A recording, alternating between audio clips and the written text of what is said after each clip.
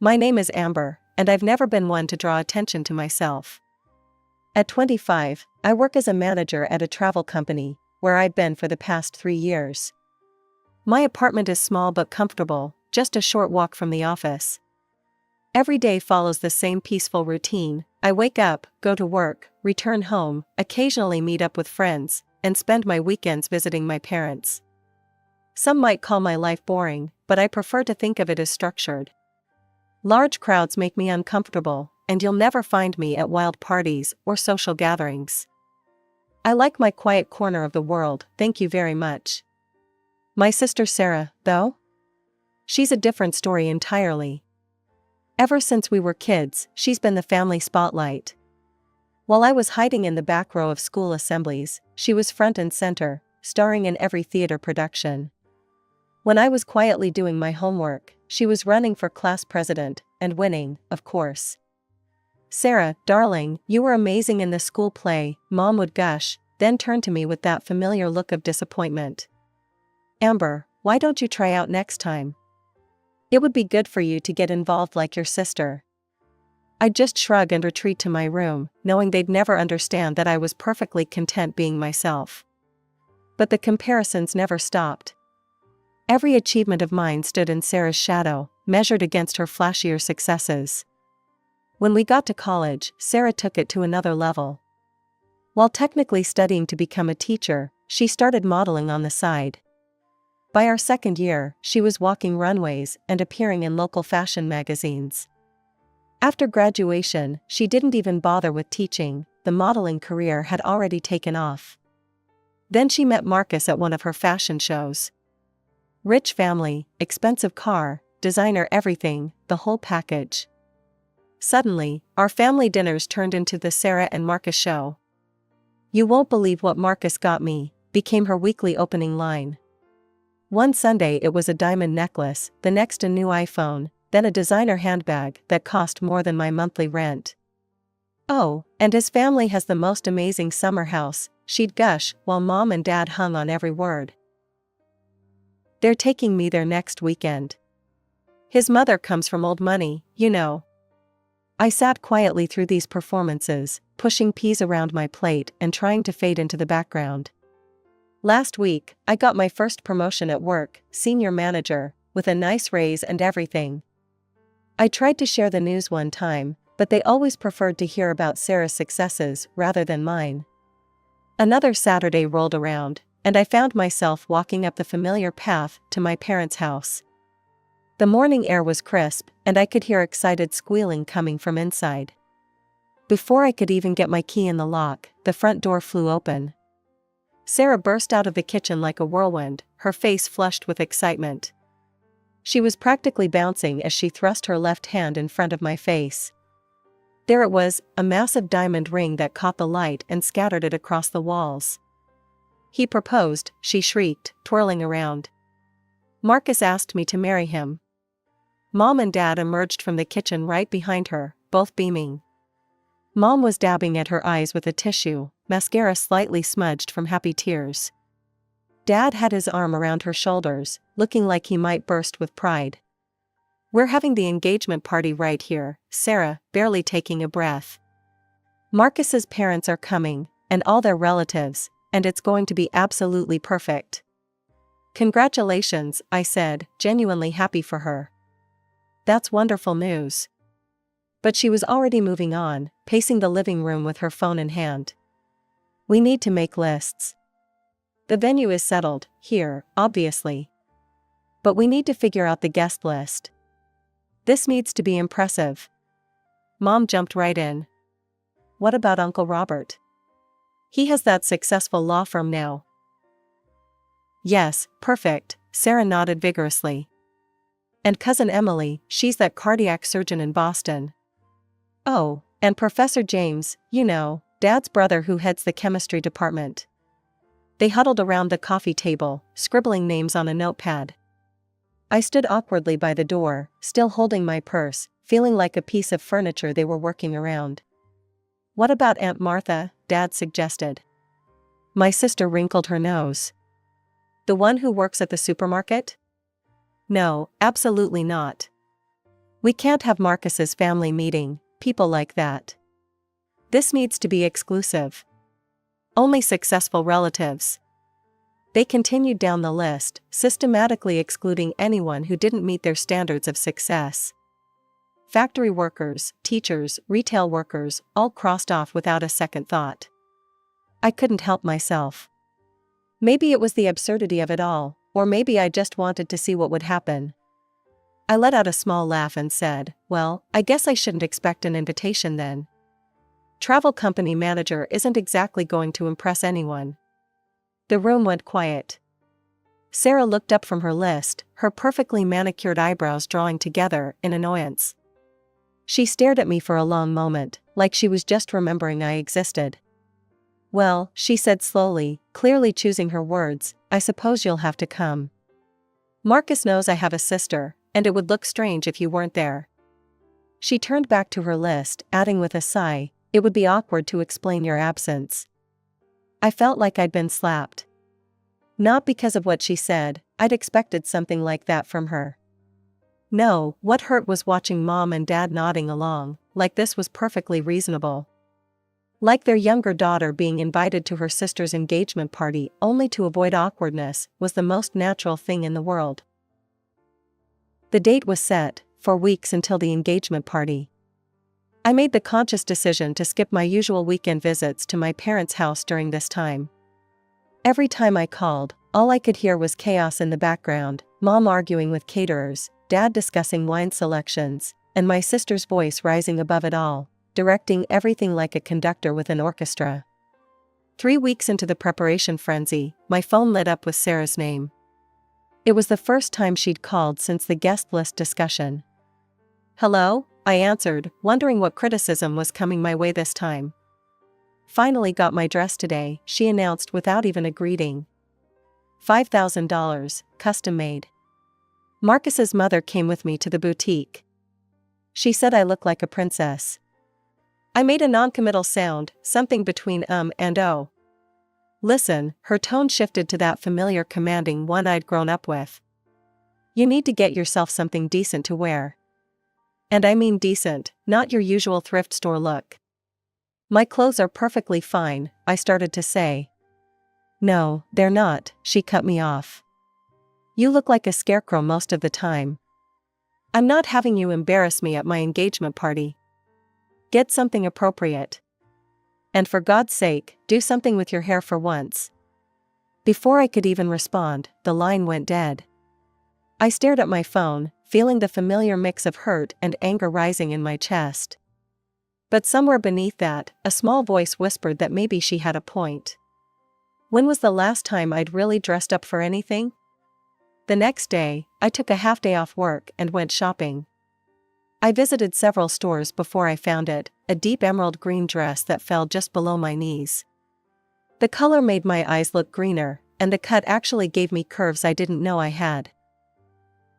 The saleswoman helped me find the perfect shoes to match, and for the first time in years, I felt genuinely pretty when I looked in the mirror. Finally, the day of the engagement party arrived. I took extra care getting ready, even splurging on having my hair and makeup done at a salon. The stylist worked some kind of magic, transforming my usually straight hair into soft waves that framed my face perfectly. When I arrived at my parents' house, the place was transformed. Fairy lights twinkled in the trees, and the front yard was filled with expensive cars I didn't recognize. Inside, the house was packed with people in designer clothes, all talking and laughing over the sound of classical music playing softly in the background. I scanned the crowd, looking for familiar faces. Most of the guests were clearly from Marcus's side, I could tell by their confident postures and expensive watches. Of our family, I only spotted Uncle Robert, who'd recently expanded his law firm to 3 states, and my cousins Michael and Rachel, the cardiac surgeon and the professor. They were huddled near the chocolate fountain, looking like they'd rather be anywhere else. Then Sarah made her grand entrance. She floated down the stairs in a dress that probably cost more than my car, all flowing white silk and delicate lace. But when she spotted me, her perfectly made-up face twisted into a grimace. She made a beeline straight for me, her heels clicking against the hardwood floor. Seriously? She hissed through clenched teeth, looking me up and down. That's what you chose to wear. You look like you're going to a mall, not an engagement party. I glanced down at my emerald dress, the one I'd felt so confident in just an hour ago.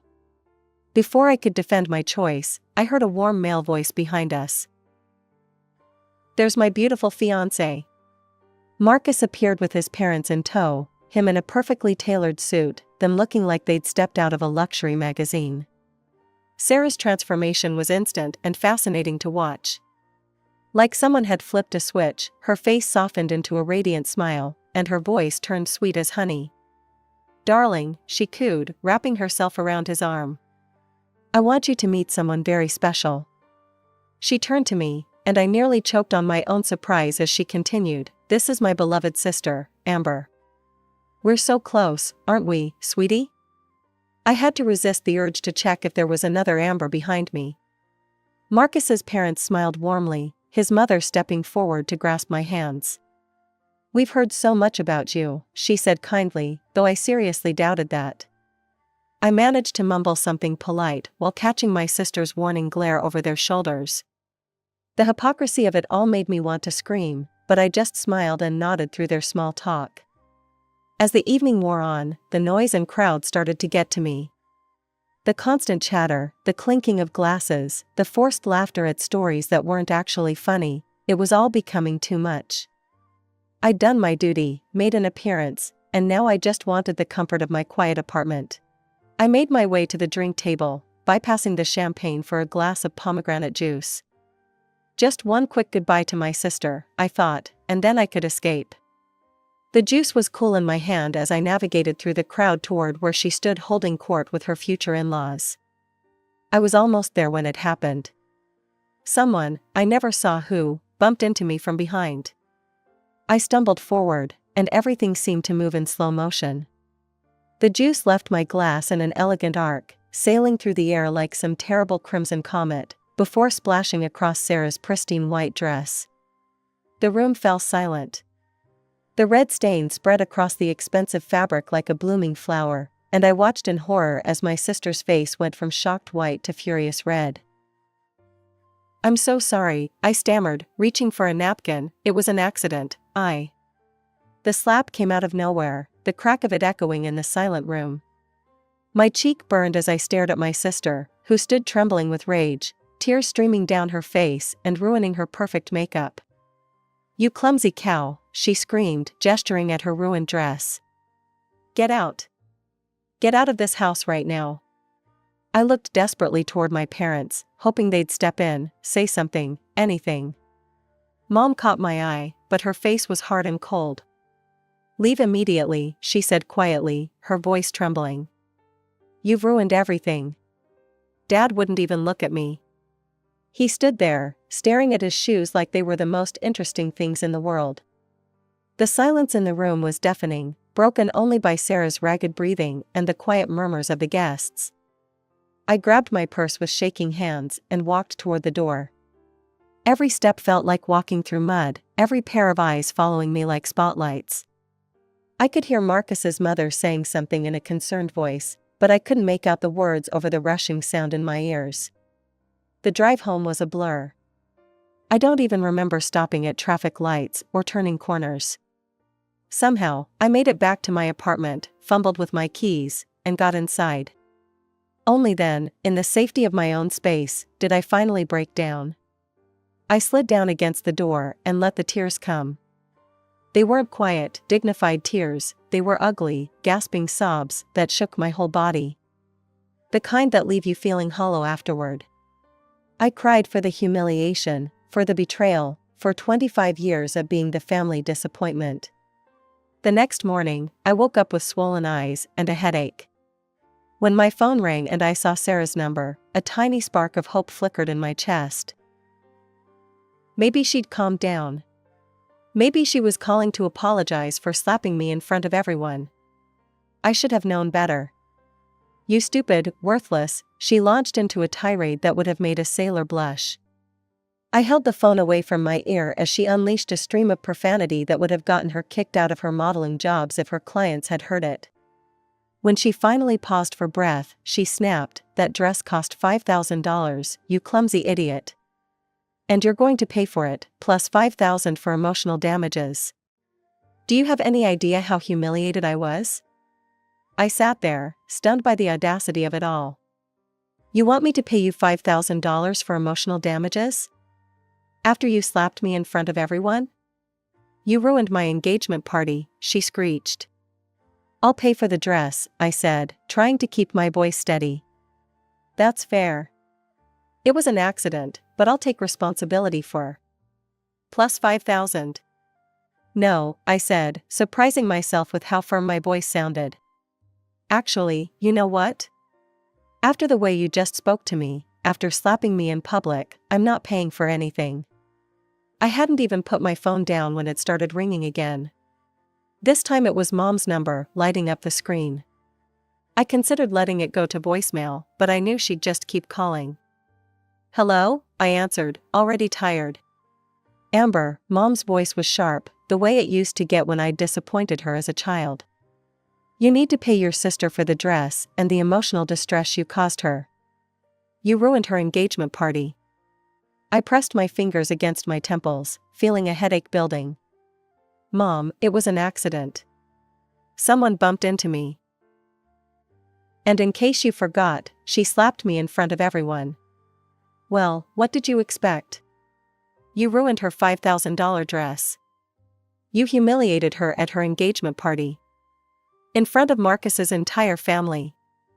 Do you have any idea how embarrassing that was for all of us? I felt something snap inside me. 25 years of swallowing my feelings, of accepting their treatment, of trying to be the good, understanding daughter, it all came pouring out. Embarrassing for you? My voice shook. What about how embarrassing it was for me to be slapped in front of a room full of strangers? What about how humiliating it is to have my own parents take her side after she physically assaulted me? Don't be dramatic. No, Mom, you and Dad should have stood up for me. You should have said something when she slapped me. You're my parents too, or have you forgotten that? There was a long pause, and when Mom spoke again, her voice was cold. Listen carefully, Amber. Either you pay your sister what she's asking for, or your father and I are done talking to you. It's your choice. I laughed, but there was no humor in it. You know what, Mom? That's not much of a threat anymore. I'm done being the family punching bag, I'm done being compared to her. I'm done being treated like I'm worth less than her. Don't worry about not talking to me, I don't want to talk to any of you anymore. I hung up before she could respond, then turned off my phone. I needed a break from all of them. When I turned it back on an hour later, my screen was flooded with text messages from my sister. Each one was worse than the last. You're just jealous, because you're a fat, ugly nobody. You've always been the family embarrassment. Can't even walk properly, you clumsy elephant. Don't worry about coming to the wedding, you're not invited anyway. Have fun in your sad little rented apartment while I live in luxury with Marcus. You'll die alone and poor while I'm living my best life in our mansion. Reading through my sister's endless stream of boasting about her future wealthy lifestyle, something inside me snapped. My fingers flew across the keyboard before I could stop myself. You mean the house that belongs to Marcus's parents? The one you'll be living in as a guest? There was a brief pause in her messages, the first silence in what felt like hours. Then my phone exploded with new texts. You think you're so smart, she wrote. Those old fools won't know what hit them. Marcus's parents are complete idiots, new money without a clue how to protect it. Give me 6 months, and I'll have them eating out of my hand. A year tops, and I'll get them to sign over everything. I stared at my phone in horror as the messages continued. Marcus is even dumber than they are. He actually believes I'm in love with him. Can you imagine? That boring, soft-hearted fool. But he's my ticket to the good life, so I'll play whatever role I need to. She followed this with several laughing emojis, then launched right back into her threats about the money I supposedly owed her. Don't forget, $10,000 by the end of the week, or else. And don't think I won't make your life hell if you don't pay up, you pathetic loser. I sat there for a long time, staring at my phone, thinking about Marcus's mother, how kind she'd been to me at the party, how she'd tried to make me feel welcome despite my sister's behavior. They deserved to know the truth. Before I could talk myself out of it, I opened my sister's social media profile and found Marcus's mother's account. My finger hovered over the message button for a moment before I pressed it. "Mrs. Hamilton," I wrote, "this is Amber, Sarah's sister from the engagement party. I feel I should introduce myself properly, given how chaotic things became that evening." Her response came surprisingly quickly. "Amber, dear. I was hoping to hear from you. I'm so sorry about what happened at the party. I've had a stern talk with Sarah about her behavior. She feels terrible about slapping you and assured me she would call to apologize. Has she reached out yet?" I actually laughed out loud at that. It was a bitter sound in my quiet apartment. "Actually, Mrs. Hamilton, that's part of why I'm messaging you. My sister hasn't apologized. Instead, she's been demanding $10,000 from me, $5,000 for the dress and $5,000 for what she calls emotional damages." "That can't be right," she replied quickly. She told me she felt awful about her reaction and understood it was just an accident. My hands were steady now as I typed my response. I have proof of what she's really been saying. Not just about the money, but about other things as well. Things you and your family should know before the wedding. I started taking screenshots. Every nasty message from my sister, every threat, every cruel comment about Marcus and his family, every boast about her plans to manipulate them out of their money. I sent them all, one after another, letting the truth speak for itself. The weekend after I sent those screenshots was eerily quiet. No messages from my sister, no calls from my parents. The silence felt like the calm before a storm, and I was right. Early Saturday morning, somebody started pounding on my apartment door. Through the peephole, I could see my sister, her face contorted with rage. "Open this door, you backstabbing snake," she screamed, loud enough for the whole floor to hear. "Open it right now." I stood firmly behind my locked door. "I'm not letting you in. Say what you need to say and leave." "You ruined everything," she shrieked. "Marcus called off the wedding. His mother showed him those messages, you had no right to send them. You're nothing but a traitor." "I sent them because they deserved to know the truth," I replied calmly. "They needed to know who they were really dealing with." "You did this on purpose," she was practically hyperventilating now. "You sent those messages to his mother because you're jealous of me. You've always been jealous." "No," I said firmly, "I did it because it was the right thing to do. Those people deserve to know you were planning to steal from them. That you were mocking them and using their son." She let out a string of curses that probably scandalized my elderly neighbors, then I heard her storm off down the hallway. Her final "I'll make you pay for this" echoed up the stairwell. I had barely caught my breath when my phone rang. "Mom and Dad, right on cue." "What have you done?" Mom's voice was shrill. "Your sister is devastated. You have to fix this immediately. Call Marcus's mother. Tell her you doctored those messages because you were jealous of your sister's happiness." I sank into my couch, suddenly feeling very tired. "I won't do that. The messages were real, and you know it. Sister showed her true colors, and now she has to deal with the consequences." "You spiteful, envious girl," Mom spat. "We always knew you were jealous of your sister's success, but this? This is a new low." "I'm done," I said quietly, "I'm done with all of this. Don't call me again." I hung up and blocked their numbers. Over the next few days, I heard through my cousin Rachel that Marcus had not only called off the wedding but had ended things completely with my sister. Apparently, his mother had shown him and his father all the messages, including the ones where my sister called them idiots and bragged about her plans to steal their money. Rachel told me my sister was staying with our parents, crying constantly and telling anyone who would listen that I had destroyed her life out of jealousy. My parents were apparently backing her version of events, painting me as the vindictive younger sister who couldn't stand to see her sister happy. That was when I knew I had to make a clean break.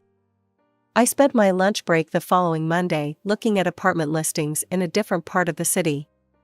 Found a nice place, slightly bigger than my current apartment, in a neighborhood I'd always liked. I thought I'd feel sad, but instead, I felt peaceful. Some might call it revenge, but it wasn't. It was justice. And as I carried the last box into my new apartment, I knew I'd sleep soundly that night, and every night after, knowing I had chosen self-respect over toxic peace.